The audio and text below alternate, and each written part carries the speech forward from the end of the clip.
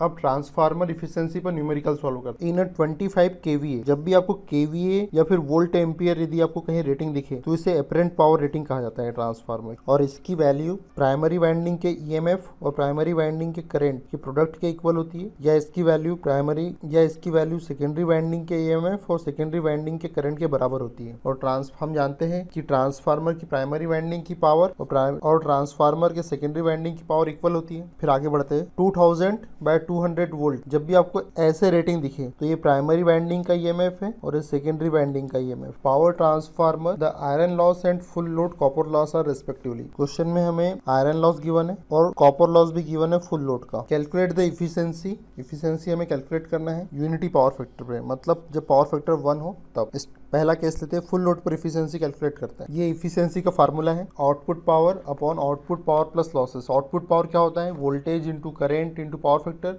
Output हमें secondary side में मिलता है, इसलिए वोल्टेज भी हम सेकेंडरी साइड का लेंगे। अब जनरली आउटपुट पावर क्या होती है? लोड की पावर, इसलिए लोड का वोल्टेज होना चाहिए, लेकिन क्वेश्चन में कहीं भी लोड का वोल्टेज गिवन नहीं है, इसलिए हम सेकेंडरी वाइंडिंग के वोल्टेज को ही लोड का वोल्टेज कंसिडर करेंगे।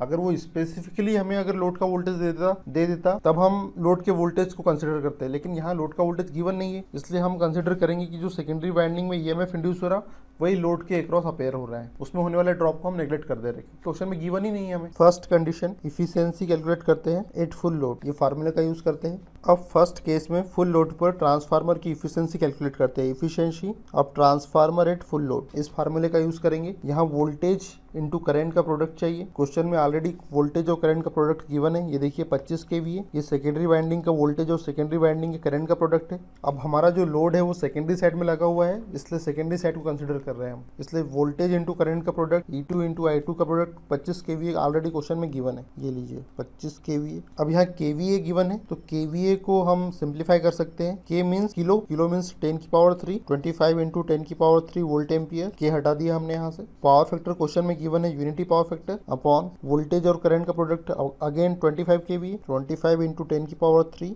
Into power factor 1 plus losses, iron loss plus copper loss. Iron loss question में गिवन है 350 वाट, कॉपर लॉस फुल लोड का ऑलरेडी क्वेश्चन में गिवन है 400 वाट। हम फुल लोड एफिशिएंसी कैलकुलेट कर रहे हैं, इसलिए कॉपर लॉस भी फुल लोड ही कंसीडर करेंगे। बस इसे आप सिंप्लीफाई कर लीजिए, आपका आंसर आ जाएगा। यहाँ पर ये वैल्यू E2 इंटू I2 की वैल्यू है, ये पावर फैक्टर की वैल्यू, ये E2 I2, ये पावर फैक्टर, ये आयरन लॉस, ये कॉपर लॉस की वैल्यू है, जो कि I2 square R equivalent to secondary side को ज्यादा प्रेफरेंस देंगे, R equivalent to secondary winding equivalent resistance. बस आप इसे कैलकुलेट कीजिए, आपका आंसर आ जाएगा। फुल लोड एफिशिएंसी कैलकुलेट हो जाएगी। तब यहाँ एफिशिएंसी 0.9708 आ जाएगी, लेकिन यदि हमें परसेंटेज में एफिशिएंसी चाहिए तो हम 100 का मल्टीप्लाई कर देंगे तो हमें 97.08% एफिशिएंसी इसकी मिल जाएगी। अब सेकंड केस कंसीडर करते हैं। हाफ लोड पर ट्रांसफार्मर की एफिशिएंसी कैलकुलेट करते हैं। जब हाफ लोड पर ट्रांसफार्मर की एफिशिएंसी कैलकुलेट करेंगे उस कंडीशन में करंट हाफ हो जाएगा। मैंने आपको यही तो सिखाया है कि जब हाफ लोड की कंडीशन क्रिएट हो तो अगर I2 करंट पहले फ्लो होगा तो हाफ लोड की कंडीशन में आधा करंट फ्लो होगा। यदि 3/4 ऑफ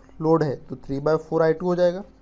यदि x fraction of full load current हुआ तो x I2 हो जाएगा। तो क्वेश्चन में गिवन है हाफ लोड, तो जहां करंट है वो कैसा हो जाएगा? हाफ हो जाएगा। यदि मैं इसमें हाफ का मल्टीप्लाई कर दूं करंट में तो इस टर्म में भी हाफ का मल्टीप्लाई हो जाएगा। यहाँ कॉपर लॉस देखिए I2 square R equivalent to, तो यहाँ पर भी मैं क्या करूँ? I2 स्क्वायर है इसलिए 1/2 का स्क्वायर का मल्टीप्लाई हो जाएगा इस ओवरऑल टर्म्स, क्योंकि I2 दो बार है, इसलिए I2 की प्लेस पे अगर मैं x I2 पुट करूँ या 1/2 I2 पुट करूँ और इसका स्क्वायर कर दूं तो क्या हो जाएगा? 1/2 का स्क्वायर का मल्टीप्लाई कर दिया मैंने, तो यहाँ भी 1/2 का स्क्वायर का मल्टीप्लाई हो जाएगा, क्योंकि इसमें करंट दो बार आ रहा है। यहाँ भी I2 टर्म्स है, इसलिए यहाँ भी 1/2 का मल्टीप्लाई करेंगे, क्योंकि करंट हमारा हाफ हो जाएगा, इसलिए I2 में 1/2 का मल्टीप्लाई कर दिया, इसलिए यहाँ भी 1/2 का मल्टीप्लाई हो जाएगा। तब हाफ लोड फॉर इफिशिएंसी 96.52% होगी। यदि ट्रांसफार्मर में इस प्रकार से रेटिंग दी हो 500 वोल्ट एम्पियर या किलो वोल्ट एम्पियर या मेगा वोल्ट एम्पियर, किलो का मीन्स होता है 10 की पावर 3, मेगा का मीन्स होता है 10 की पावर 6। अगर इस प्रकार से रेटिंग दी हो तो इसकी value E1 into I1 E2 into I2 के इक्वल होती है। दोनों साइड की पावर बराबर होती है, प्राइमरी साइड की पावर और सेकेंडरी साइड की पावर। और 50 volt by 100 volt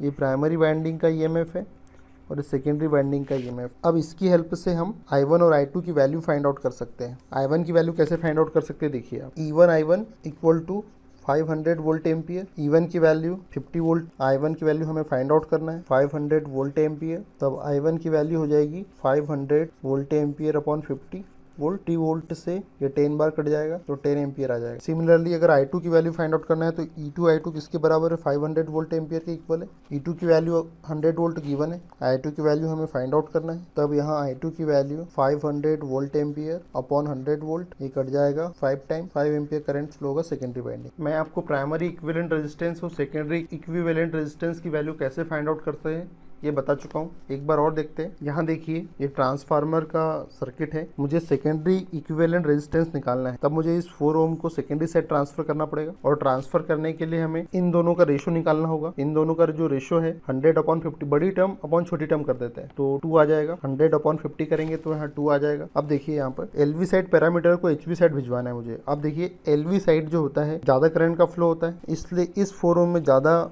power loss होगा। जब इस 4 ओम को एज इट इज उठाकर सेकेंडरी साइड में मैं रख दूंगा, उस कंडीशन में क्या उतना ही लॉस होगा जितना इस साइड हो रहा था, क्योंकि इस साइड लो वोल्टेज साइड है, ज्यादा करंट फ्लो हो रहा था, इसलिए इस साइड ज्यादा पावर लॉस हो रहा है। और जब ये HV साइड आ जाएगा तो HV साइड कम करंट का फ्लो होता है, तो इस 4 ओम में उतना ही लॉस नहीं हो पाएगा जितना इस साइड हो रहा है। तो मैं एक काम कर सकता हूँ कि जब HV साइड भिजवाऊं तो इस रेजिस्टेंस की वैल्यू बढ़ा दूं, जिससे उतना ही लॉस हो जितना इस साइड हो रहा है। मैंने शिफ्टिंग में बहुत अच्छे से आपको क्लियरली समझाया। तो लॉस ज्यादा कब होगा, जब इस 4 ओम की वैल्यू बढ़ जाएगी। 4 ओम की वैल्यू बढ़ाने के लिए इन दोनों का जो रेशो है उसके स्क्वायर से मल्टीप्लाई कर दूंगा। क्यों करते हैं मैं आपको पहले ही बता चुका हूँ। जब मैंने आपको शिफ्टिंग करना सिखाया था उस लेक्चर को प्रेफर कीजिए और क्लियर हो जाएगा। आप सिस्टमेटिक अगर मेरे लेक्चर को पढ़ेंगे तो आपको बहुत एडवांटेज मिलेगा, आपके सारे कॉन्सेप्ट क्लियर रहेगा, आपको आगे के लेक्चर समझने में कोई प्रॉब्लम नहीं हो। तो ऐसे 2 स्क्वायर से मल्टीप्लाई किया तो यहाँ कितना हो गया, 4 × 4 60 मीन्स R इक्विवेलेंट टू कितना आ गया मेरे पास 21 हो। ये मैं आपको इसलिए समझा रहा हूँ ताकि आगे के न्यूमेरिकल्स में आपको कोई प्रॉब्लम ना हो। क्वेश्चन 2 स्टार्ट करते हैं। The primary and secondary winding of 50 kVA, ये E1 और I1 की वैल्यू है, या फिर E2 और I2 की वैल्यू। आगे 6600/220 वोल्ट, ये E1 की वैल्यू है, ये E2 की वैल्यू है। ट्रांसफार्मर है resistance 7.8 ohm and 0.0085 ohm respectively. Means ये प्राइमरी वाइंडिंग का रेजिस्टेंस R1 है और ये सेकेंडरी वाइंडिंग का रेजिस्टेंस R2 है। ठीक है आगे। And full load core loss is 650 watt. Full load core loss question में गिवन है, मींस आयरन लॉस है, और आयरन लॉस तो कोई भी लोड हो एक समान ही रहता है क्योंकि कांस्टेंट लॉस होता है। देन कैलकुलेट इफिशिएंसी, इफिशिएंसी पूछ रहा है। फर्स्ट केस सॉल्व करते हैं। Efficiency at full load. Efficiency का फार्मूला क्या होता है, output power upon output power plus losses. Losses भी 2 होते हैं, iron loss plus copper loss. Output power क्या होती है, voltage into current into power factor, voltage into current into power factor plus iron loss plus copper loss. Voltage और current, voltage into current E2 into I2 question में already given है 50 kVA, तो E2 I2 की place पे 50 kVA put कर देंगे। Power factor question में given नहीं है तो 1 कंसिडर कर लेते हैं। मींस मेरे पास E2 I2 भी है। आउटपुट पावर की टर्म है, आयरन लॉस क्वेश्चन में गिवन है 650 वाट। आउटपुट पावर E2 I2 की वैल्यू 50 kVA ऑलरेडी क्वेश्चन में गिवन है, means 50 × 10⁻³ volt ampere, 50 × 10⁻³ volt ampere. लेकिन क्वेश्चन में कॉपर लॉस गिवन नहीं है, बस कॉपर लॉस फाइंड आउट कीजिए, आपको इफिशिएंसी मिल जाएगी। कॉपर लॉस क्वेश्चन में गिवन नहीं है। कॉपर लॉस क्या होता है मैं आपको बता चुका हूँ, I1 square R equivalent 1 equals to I2 square R equivalent 2। तो मुझे I2 करंट फाइंड आउट करना है और R इक्विवेलेंट 2 फाइंड आउट करना है। करते हैं। यदि I2 करंट मुझे फाइंड आउट करना है 20 वोल्ट, I2 की वैल्यू मुझे चाहिए 50 × 10⁻³ वोल्ट एम्पियर। यहाँ से I2 निकल जाएगा 50 × 10⁻³ 10⁻³ को मैं 1000 लिख सकता हूँ अपॉन 220, 0 से 0 के 500। I2 की वैल्यू 227.27 एम्पियर। कॉपर लॉस निकालने के लिए I2 तो मेरे पास आ गया है, लेकिन R इक्विवेलेंट 2 मुझे फाइंड आउट करना है। I2 की वैल्यू निकालने के लिए ये ट्रांसफार्मर है, इसकी रेटिंग 6600/220 वोल्ट, 6600/220 वोल्ट। इसकी रेटिंग क्वेश्चन में गिवन है 50 kVA, 50 kVA। इन दोनों का जब रेशो निकालेंगे तो बड़ी टर्म से छोटी टर्म को डिवाइड कर देते हैं तो यहाँ 30 आ जाएगा। इन दोनों को रेशो की वैल्यू 30 आ जाएगी। प्राइमरी वाइंडिंग का रेजिस्टेंस क्वेश्चन में गिवन है 7.8 ओम। सेकेंडरी वाइंडिंग का रेजिस्टेंस 0.0085, 0.0085 ओम। अब मुझे R इक्विवेलेंट 2 चाहिए, सेकेंडरी वाइंडिंग का टोटल रेजिस्टेंस चाहिए मुझे, तो इसलिए इस प्राइमरी वाइंडिंग के रेजिस्टेंस को सेकेंडरी साइड शिफ्ट कर देता हूँ। लेकिन देखिए ये हाई वोल्टेज साइड है और ये लो वोल्टेज साइड है। हम जानते हैं हाई वोल्टेज साइड कम करंट फ्लो होता है और लो वोल्टेज साइड ज्यादा करंट फ्लो होता है। जब हाई वोल्टेज साइड कम करंट फ्लो होता है तो 7.8 ओम के रेजिस्टेंस में भी कम पावर लॉस होगा। जब 7.8 ओम को आप डायरेक्टली अगर उठा के यहाँ पुट कर दोगे तो LV साइड ज्यादा करंट फ्लो होता है, इसलिए इसमें ज्यादा पावर लॉस होगा, जो कि गलत हो जाएगा। इस वैल्यू को अगर आप डिवाइड कर देते हो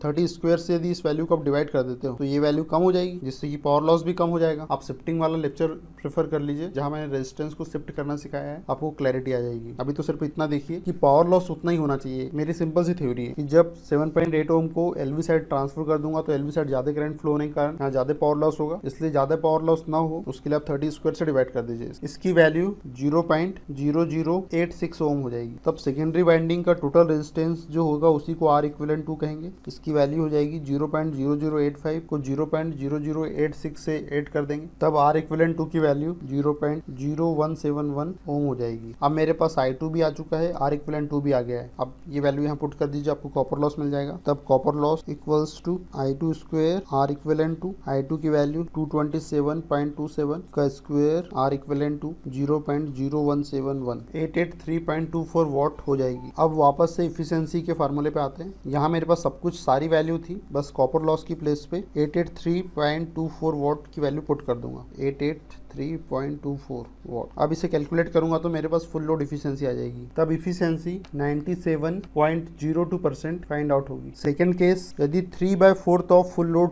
की कंडीशन क्रिएट हो जाए तो करंट भी 3/4 हो जाएगा, इसलिए बहुत इजी है। बस यहाँ पे आप 3/4 का मल्टीप्लाई कर दीजिए, यहाँ भी आप 3/4 का मल्टीप्लाई कर दीजिए करंट में। या कॉपर लॉस में 2 बार करंट आता है, इसलिए 3/4 का 2 बार मल्टीप्लाई कर दीजिए। तब हमारे पास जो नई इफिशियंसी आएगी, तब न्यू इफिशियंसी 97.03% आ जाएगी।